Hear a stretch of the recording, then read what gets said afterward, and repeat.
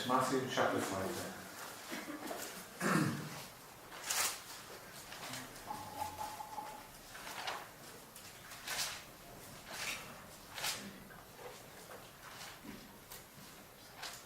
And verse 33. Again you have heard that it was said to those of old, you shall not swear falsely, but shall perform your oaths to the Lord. But I say to you, do not swear at all, neither by heaven, for it is God's throne, nor by the earth, for it is his footstool, nor by Jerusalem, for it is the city of the great King. Nor shall you swear by your head, because you cannot make one white hair all black. But let your yes be yes, and your no be no, for whatever is more than these is from the evil one. You have heard that it was said, an eye for an eye, and a tooth for a tooth. But I tell you, not to resist an evil person, but whosoever slaps you on your right cheek, turn the other to him also. If anyone wants to sue you and take away your tunic, let him have your cloak also. And whoever compels you to go 1 mile, go with him 2. Give to him who asks you, and from him who wants to borrow from you, do not turn away. You have heard that it was said, you shall love your neighbour and hate your enemy. But I say to you, love your enemies, bless those who curse you, and do good to those who hate you. And pray for those who spitefully use you and persecute you, that you may be sons of your Father in heaven. For he makes his sun rise on the evil and on the good, and send rain on the just and on the unjust. For if you love those who love you, what reward have you? Do not even the tax collectors do the same? And if you greet your brethren only, what do you do more than others? Do not even the tax collectors do so? Therefore you shall be perfect, just as your Father in heaven is perfect.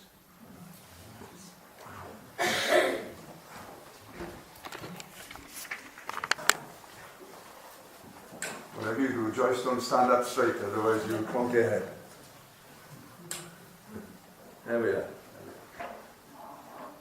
Well, of all the subjects thus far, I almost feel as if, a bit like a lion, just wanted to, I've just noticed myself, I'm just pacing back and forth, I thought, let's get to it. And we trust that it'll be of some benefit to us. I just think God is marvellous. I just think he's marvellous, you know. His whole attitude is one that is one to be treasured. And I don't know how many times I've read this over the years and never made any sense of it. And I don't say I got sense of it now in that regard, but it's been lovely this week. Although with that loveliness this week, there's been times when I mentioned last week, I barked at Judith, I barked at it again this week. And it just shows that the old man just wants to come out and vaunt itself and show itself off, you know. But, you know, there's a holiness, that's the holiness of God. That you can think like him. That you can look at people like he would look at them. And it's a marvellous thing. Verse 7 is the beautiful attitude that we're looking at today.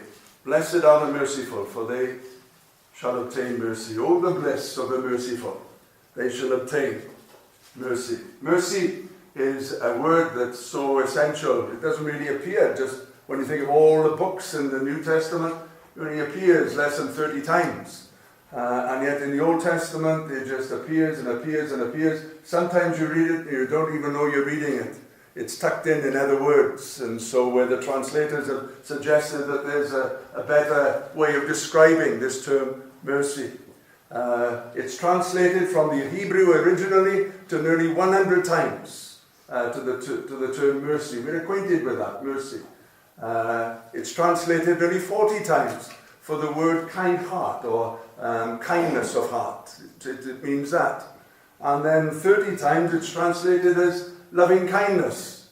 And so you see there are times when you come across this word and you're not really understanding or not aware that you're reading about this word mercy. It just appears so often, and in that perhaps one of the key verses of the whole of the Bible, if you want to find out what God is like, when Moses said, Lord, will you show me your glory? And then the Lord came down and proclaimed himself. It sounds a worldly way of saying it, but he showed himself off. He showed himself off. And it says that Moses was tucked into a little cleft of the rock, and the Lord passed by, and he saw his shoulders. But oh, he felt so many other things. He felt so many other things that were there in that moment of his relationship with God. The Lord God, merciful, gracious, long-suffering, abundant in goodness and truth, forgiving iniquity, keeping mercy for thousands, and forgiving iniquity and sin and transgression. The nature of God is embodied in those little statements there. And one of the terms that's used there, that he was abundant in goodness and truth. And this word goodness, that too means this word, mercy. It was absolutely pouring out of him. He was abundant in goodness and truth. It just poured out of him. We were showing photographs on Friday night to Julie and Tony, and when we were in Austria, we got this one of some deer that's held in a corral, or whatever you call it, a little enclosure. And this one female deer is eating at the bark. But what she's doing, she's licking at the sap. You can see the sap in the little gully. I couldn't really see it on the photograph. That's what she's doing. Doesn't it say, the trees of the Lord are full of sap. And God himself is full of sap. And it pours out of him goodness, mercy, kindness of heart, loving kindness. Favour is another word that you find in the Old Testament that it refers to. It's exactly the same word. And it pours out of him. Not just a part of him, out of every bit of him. Pours us. If you notice, it says abundant in goodness and truth. Well, that word truth there is not truth as in intellect, what you know. It's about fidelity. It's about loyalty, faithfulness, steadfastness. Those are the words that apply to that word truth. And they are common bedfellows in the Old Testament. I remember old Pastor Cooper preaching once. Mercy and truth are met together. Righteousness and peace have kissed each other. And you'll find mercy and truth very often together. Kindness of heart or loving kindness and steadfastness. We sing song choruses that are taken from the scriptures. From Lamentations, we sing from Psalms, we sing this. I will sing of the mercies of the Lord forever. I will sing. I will sing. I will sing of the mercies of the Lord forever. With my mouth shall I make known thy faithfulness. See, they link them together. And in the Lamentations, we sing a more modern one. The steadfast love of the Lord never ceases. His mercies never come to an end. They are new every morning. New every morning. Great is your faithfulness. It's exactly the same terms from Lamentations chapter 3. And so that brings us to the first part of the reading that Tony took for us. And for the first time this week, it made sense to me. Because what we find with the mercy of God, what we find with his kindness, that it is not fickle. It doesn't have a bad day and then a good day. It remains the same. Every good gift, every perfect gift comes down from the Father of all heavenly lights, with whom there is no variableness. Bring it into our lives. With whom there is no change. There are no shifting shadows with the Father from above. You see, this mercy is there. Whether you feel it this morning, listen now, it's there. Whether you're saved this morning, it's there. Whether you're angry with God this morning, it's there. Whether you're happy with God this morning, it's there. He causes the rain to fall on the just and the unjust. He causes the sun to shine on the good and the evil. It's there. What a marvelous wealth of, we could say, he's abundant in mercy, he's abundant in goodness, he's abundant in everything that invites us into his presence. Oh, it's a horrible thing when you're not sure of the ground you're standing on. But what an assurance for us today that he doesn't change. Be nasty this week. Be a little sly this week. Be a little sarky this week. Hurt someone this week. You've been hurt this week. There's mercy. There's goodness awaiting. I've been in conversations a few times this week. And I've sat there and listened to different people. And my mind has been going, there's mercy here. There's mercy here. Didn't have the courage to say it, but there's mercy here. And so we come to this. You see, this mercy, this kindness of heart that is so steadfast, that never changes, it's the basis of our relationship with him. So much so, it is so steadfast, the psalmist says this, I will trust in your mercy. Now there are some parts of me you wouldn't trust as far as you could throw me. There are other parts of me that are quite reliable. But with God, you can trust his mercy. You can trust it. You can put your trust on it. Put every part of you on it. It won't fail you one iota. Oh, it's a marvelous thing, this mercy. Now what Jesus does, because he's speaking to his disciples, he says, now listen, blessed are the merciful, for they shall obtain mercy. This is not about becoming a Christian. Because if our forgiveness of someone has nothing to do with God forgiving us. This is after being a Christian. And so here we have this wonderful, wonderful thing that he turns on and says, now listen, the faithfulness of God, the mercy of God is steadfast. It doesn't change in its relationship to you. No matter who you are, no matter where you are, no matter what you are, it stays the same. And now in relationship to your fellow man, because this is what he's talking about here, I want it to be steadfast. And that's why he brings this term, the swearing of an oath, to the fore. He turns and says this, you've heard it said by them of ancient times. In verse 33, you shall not swear falsely, but shall perform your oaths to the Lord. The Pharisees and the scribes were out this. When he came to the Old Testament verses, they would either narrow it to suit them, or they would broaden it to suit them, the meaning now. And here, they narrow it. It's quite obvious what they've done when you read the other verses then that are following behind. What they were saying was this: if you make an oath that contains the name of God, then you are duty bound to keep it. But if you make an oath that does not contain that name, you are not so duty bound. And so they would turn and say, I swear by heaven, I swear by earth, I swear by Jerusalem. See, all religious connotations, aren't they? But it allows them to step back from the vow, from the oath. I swear by my head. I swear by the temple.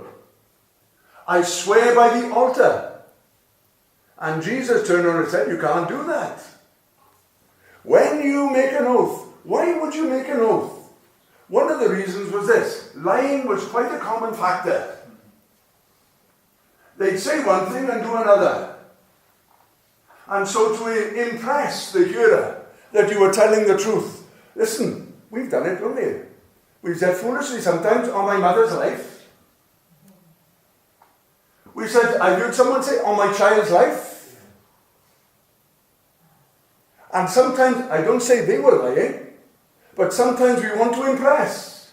We want to say that we're telling the truth, but really it's just a little story. It's a one-off. And so they say, I swear by heaven. He said, you can't swear by that, it's its throne. He said, I swear by the earth, you can't do that, it's its footstool. I swear by Jerusalem, you can't do that, it's the city of the great king. If you notice, God is everywhere. We like him here on a Sunday morning, but he's with you Monday afternoon. He's with you when that neighbour next door irritates you. He's there when you're at the traffic lights and someone burns you off. We like to stick him in a box. But Jesus said, no, you can't even swear by your head because you can't even make one hair white or black. You don't even have the power for that. You can't swear by the temple because that's the seat of his presence. You can't swear by the altar because that's the place where he's promised to meet with you. See, whenever you... He says, let your yes be yes and your no, no. The first thing he's establishing is this. Of having this kindness of heart, that it's not a one-off. It is steadfast. It is faithful. It is fidelity in itself. It's not up there, then down here.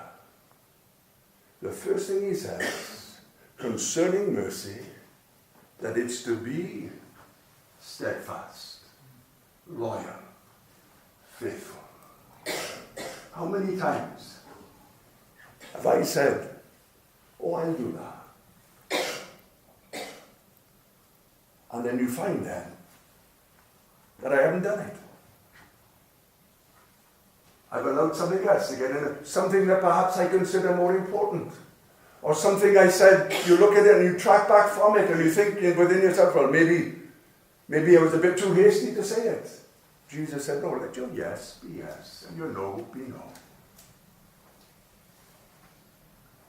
And so he deals with the faithfulness first, the steadfastness first. Let your word be true. You commit yourself to something, stick with it.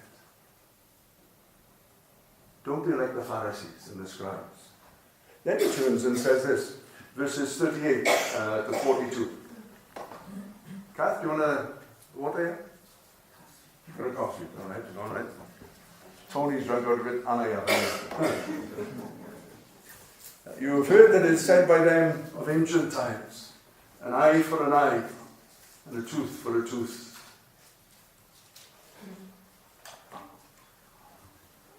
Again, what are they going to do? Are they going to narrow it or are they going to broaden it? They broaden it. So every situation, whenever you dealt with them, there was always this in the background, an eye for an eye and a tooth for a tooth. In the Old Testament, it's mentioned but 3 times. 3 occasions when you can go for an eye and a tooth for a tooth. One is where there's a fight between men and a lady passing by who is heavy with child. If she is hurt or the child is hurt after birth, then it's an eye for an eye and a tooth for a tooth. The next occasion, not found in Exodus, the next occasion is in Leviticus where there are injuries and it lists different things. The third and only other occasion is this, when there's a false witness in court. He did this and he deserves that. And if there's a false witness lying, then they have that as a judgment upon them, an eye for an eye and a tooth for a tooth. But the Pharisees, you see, this law was to limit private vendettas, personal revenge that would get out of hand. Look how it ended up Gideon, such a lovely man, such a change he wrought, but private vendetta. What did the king, who was the man you slew, to the one who he knew had done the slaying? He looked like one of the kings. And he chased him, and he chased him, and he chased him. It was to prohibit private vendettas, personal revenge. That's the reason for the law. But they built into it anything. You cross me, and it's an eye for an eye. It's a tooth for a tooth. He turns and he says to them, imagine how revolutionary this is. He says, if an evil person slaps you across the one cheek, turn to him the other also. If a plaintiff takes you to court and sues you for your tunic, give him your cloak also. The cloak is what you slept in. And under Old Testament law, if you took a pledge of a man and took his coat from him, you had to give it back to him by the end of the day, that he might sleep in warmth. That was a law statute written in by Moses. But he says, if they sue you for your tunic, give them your cloak also. And then he turns and he says, with an occupying soldier, if an occupying soldier asks you to go 1 mile, surprise him and say, I'll come to you. This was not being kind to those that were kind to you. This was being kind to those that were not being kind to you. And your love, your kindness, your loving kindness, your mercy was to be steadfast. This is what it says in Romans 12. A few verses from Romans 12, verses 17 to 21. Which is a tremendous summary of what we've just been talking about. Repay no one evil for evil. Have regard for good things in the sight of all men. If it is possible, as much as depends on you, live peaceably with all men. Beloved, do not avenge yourselves, but rather give place to wrath. For it is written, vengeance is mine, I will repay, says the Lord. Therefore, if your enemy is hungry, feed him. If he is thirsty, give him a drink. For in so doing you will heap coals of fire on his head. Do not be overcome by evil, but overcome evil with good. A wonderful way of approaching situations, isn't it? Don't let it swamp you. Let's move on to the next bit. Verses 43 to 48. You have heard that it was said by them of ancient times, you shall love your neighbour and hate your enemy. In actual fact, the commandment was something that Jesus quoted, wasn't it? You shall love your neighbour as yourself. But again, what did they do? They narrowed it. They narrowed it. Love your neighbour, hate your enemy. Never is there a stipulation in Old Testament to hate your enemy. If you found his donkey in a pit, you picked him out and took him back to your enemy. If you saw a donkey overburdened and all the different things, you helped and took it back to the owner. You were not to have an hatred for the enemy. But you see what the Pharisees did. They narrowed it yet again. Love your neighbour, hate your enemy. If you love your neighbour, it gives you license to hate your enemy. But Jesus said, I want you to love your enemies. I want you to bless those who curse you. I want you to do good to those who hate you. I want you to pray for those who use you. The constant, it's absolutely revolutionary, this. We don't appreciate it. Well, we do in one sense. At that time, from nations looking on to the Jews, this is how they were perceived. This is what Rome said of Jewry. They hate all nations. That was Rome's perception of Jewry. They hate all nations. When a Jew would look to a Gentile, they were considered dogs, not fit to eat with. When they looked at Samaritans, they accused them of being demon-possessed. Not only demon-possessed, but if they were coming from north in Galilee down towards Jerusalem, many of them would cross over the Jordan rather than walk through Samaria. They would walk through Penyrheol instead, which is one of the reasons why Jesus went down through Samaria on one occasion and over the other side of the Jordan on Penyrheol. He was catching people on their way back and forth that he would not see if he just stuck to the one route. They hated their land, they hated their culture, and they said they were demon-possessed. Of the Galileans, can any good thing come out of Nazareth? Scum. They were considered ignorant. That was the accusation one of the Peter and John had. These are ignorant men. They're Galileans. One of the accusations that went for him, your accent tells me where you come from. You're a Galilean. And then even of their own kind, of South Judea. If they did not know the law, they are accursed. Now into that atmosphere, Jesus says, I want you to love your enemies.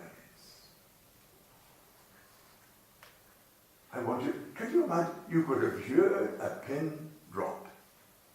I want you to love your enemies. Not on a one-off. I want you to love your enemies. I want you to bless them. I want you to do good to them. I want you to pray for them. Not on a one-off, but to be steadfast. To be steadfast in this. To be loyal in this. As your Father causes the sun to rise on the just and upon the unjust, and as he causes the rain to fall on the good and the evil, be therefore children of your Father in heaven. Constancy of mercy, of goodness, of kindness, of loving kindness, of favor. When Luke tells of his account, when he quotes these same verses in a stream, in Luke 6, when he talks of the Sermon on the Plain, not plain in the air, but plain on the valley. When he talks about the Sermon on the Plain, this is how he ends these verses. Be therefore merciful, as your Father in heaven is merciful. What type of Christianity is this? That you can be so loyal. You know, there's a part of me that wants to turn around and say, yeah, but we've got to treat each situation on an individual basis. There's a big chunk of me that wants to do that, but he's not giving room for that. May well be at some point, I don't know, but he's not giving room for it in here. Be merciful, even as your Father in heaven is merciful. May we first appreciate God's mercy to us. It's never changing. Never, never changing. I'll sing of the mercies of the Lord forever. The steadfast love of the Lord, it never ceases. But then, to bring it into our lives, in our relationships with one another, and with those outside of the walls here, to be steadfast and loyal, filled with mercy. May God grant it to us. May our eyes be open to what he has given in mercy. Please don't sit there this morning and think that he's looking at you with a scowl. Oh, God in heaven. He's looking with mercy and tenderness and goodness and favor, yearning. Now, whether you respond is your account. But it's there. Do you know at this very moment, right on your shoulder, per square inch, there stands 14 pounds of air pressure. Do you know that's on you? Every square inch, it's on you now. You can't feel it, can you? But it's there. It's there. When you go underwater, the pressure increases and you feel it there. But where we are today, there's 14 pounds per square inch of pressure resting on every part of your body at this present time. But you don't recognize it at all. How much more then of the mercy of God that's there for you now? May such realization lift off whatever's within. And may God grant us to experience his mercy for ourselves and towards others also. Well, thank you for your time.